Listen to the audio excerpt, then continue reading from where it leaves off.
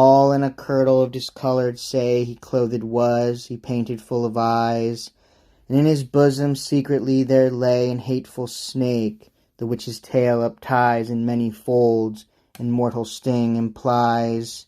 Still as he rode he gnashed his teeth, to see those heaps of gold with gripple covetize, and grudged at the great felicity of proud Lucifera and his own company.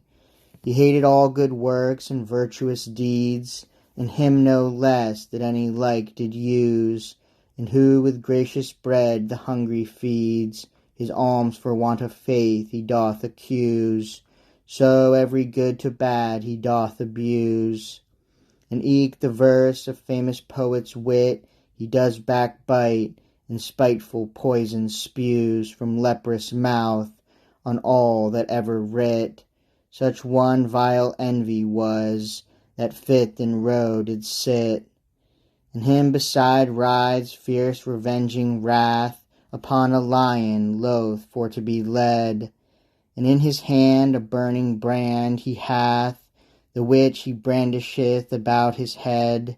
His eyes did hurl forth sparkles fiery red, and stared stern on all that him beheld, as ashes pale of hue and seeming dead.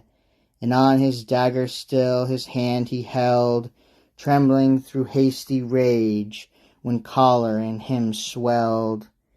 His roughened raiment all was stained with blood, which he had spilt, and all to rags he rent, through unadvised rashness waxen wood. For of his hands he had no government, he cared for blood and his avengement. But when the furious fit was overpast, his cruel facts he often would repent. Yet wilful man he never would forecast how many mischiefs should ensue his heedless haste.